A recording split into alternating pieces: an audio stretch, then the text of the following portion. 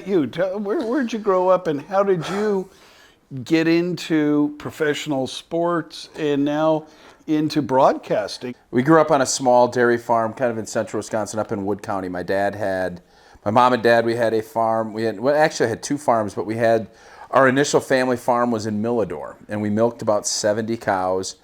And so that's kind of how we started. And, I always talk about whenever I go and speak with people, it's that team and being a part of that team as a farmer, having the chores and having a job to do was, at the time, kind of a pain in the butt. Yep. But it ended up giving me a great foundation as far as work ethic, having to be consistent. Like this, cows need to be milked. Yep. The manure needs to get put out. The hay needs to be in the barn. That was kind of my youth growing up. And then that kind of went into sports. We had some land, and we played football with our neighbor kids, and we played basketball, and that was always kind of this would be the fun part. You get to do that if these things get done. So that was kind of how I grew up, and then how sports became even a bigger part, and then obviously part of my profession was just kept working. And the small town that I grew up in was Auburndale. We were good at basketball. And basketball is what ended up leading me to giving me an opportunity to play football in college, which, I haven't told that story a ton, but I was a good high school football player. I was not getting recruited by anyone. Our basketball team in Auburndale we made it to state every year. We got down to Madison my senior year. One of the coaches saw me playing basketball at the old field house. They saw that I moved my feet. I could do things that they thought could work. And from that point, Wisconsin recruited me to walk on at the University of Wisconsin. So I walked on, and then kind of the whole thing reset again. I was the 140th kid on 140. I had 140 was on my sweatpants. Okay. So I knew where I stood as far as where the rankings, and it was just a complete, you had to grind and work, and I was holding dummies. I was getting my eyes gouged out. I was on the practice squad. And it was kind of you were at the bottom of the pecking order, but it was just like anything else. You just kind of kept working and you kept building, and eventually I got to the point where I was on the travel team. Then I got to play, and then Green Bay ended up drafting me. I got to play my last season. We won a Rose Bowl, and I ended up getting to be drafted by the Green Bay Packers. So my story, I always tell, it's a lot about resiliency, and it's about just believing and continuing to work, and good things will happen. And me growing up on a farm was really important to everything that I was able to accomplish as a professional. People who grow up on farms, particularly in this day and age, learn how to take care of something other than themselves.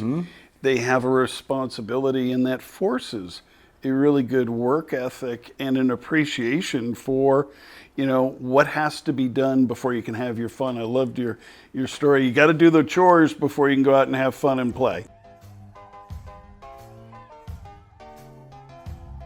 I knew that I needed to get a culinary education, so I ended up going to culinary school in France after a couple of years working outside. So I was a French-trained chef for 10 years after that, before I came into the business.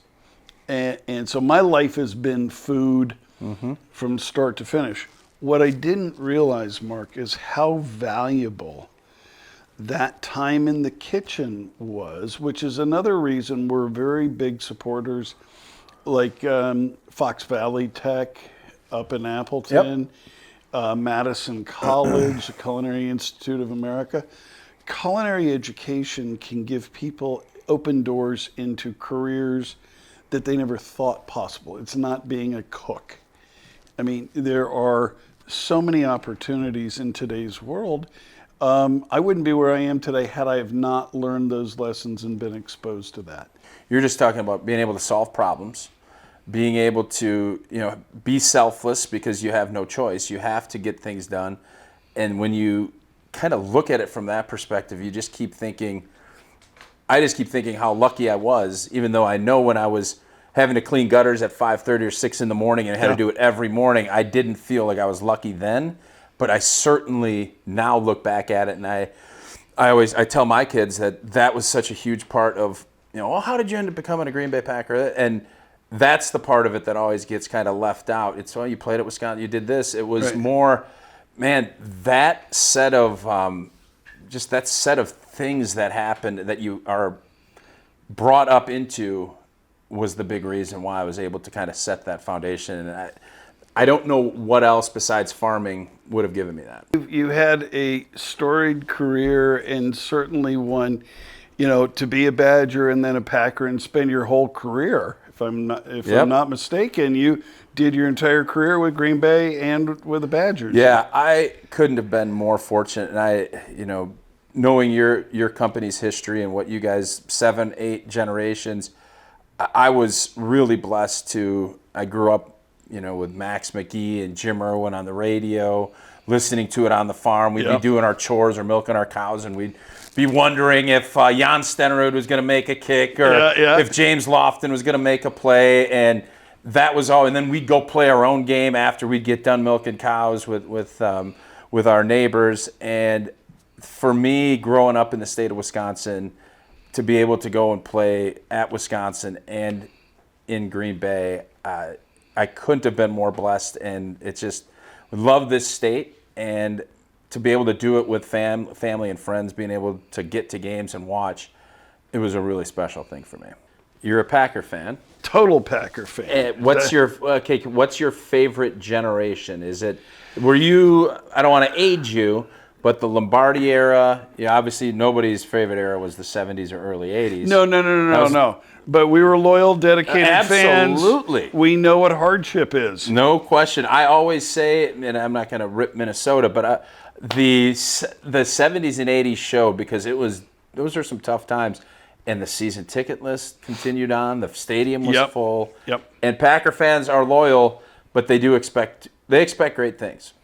I've been to a lot of games, but I can't really say an era because they all have their own sort of magic.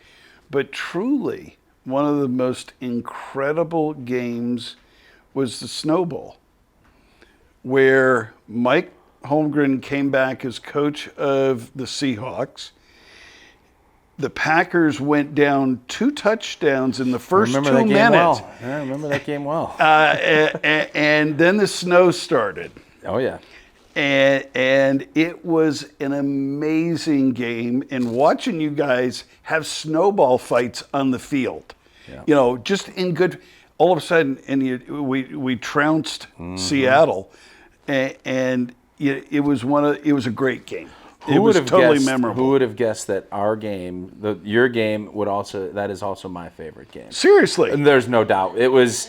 Now, the pain of the next week is also part of that story, but that's the beauty of sports, is that you can go from the high to the low. But that game, we have a running back puts the ball on the ground, we get it, and we fall behind, as you said, 14-0, and it never even, let's just get back to it. And the way we rebounded and went back, that is played in 140 some odd games, and that is by far my favorite that we did. So that's interesting that you I thought you were going to say, because everybody went to the Ice Bowl.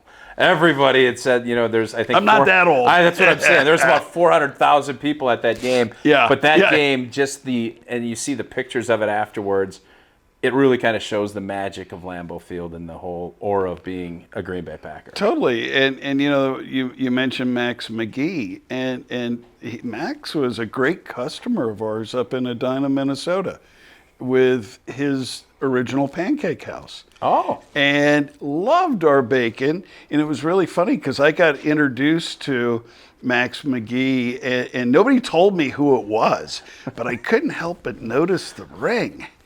And it wasn't, a big fancy ring, but it was pretty stately.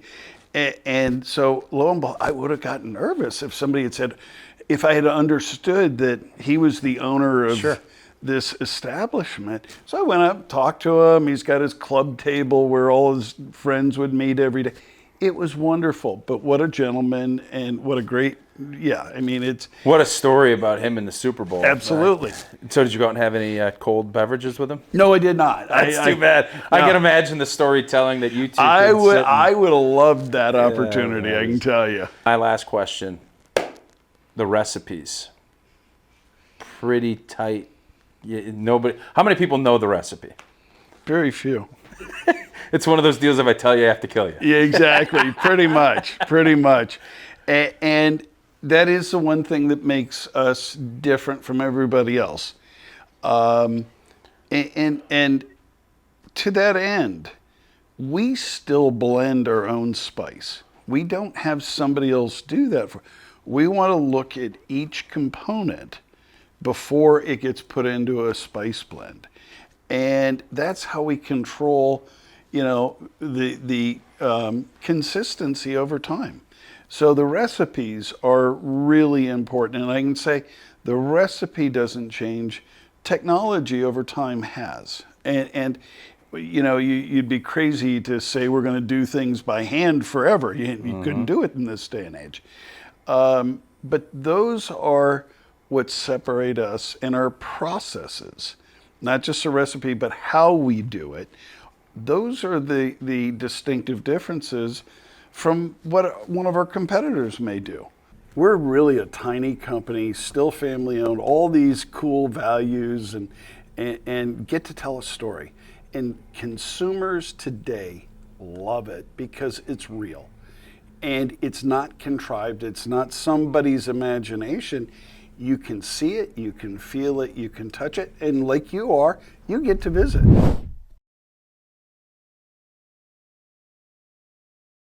Late 1800s, early 1900s, we were full page advertising. Okay. For branded stuff. Don't go anywhere with that.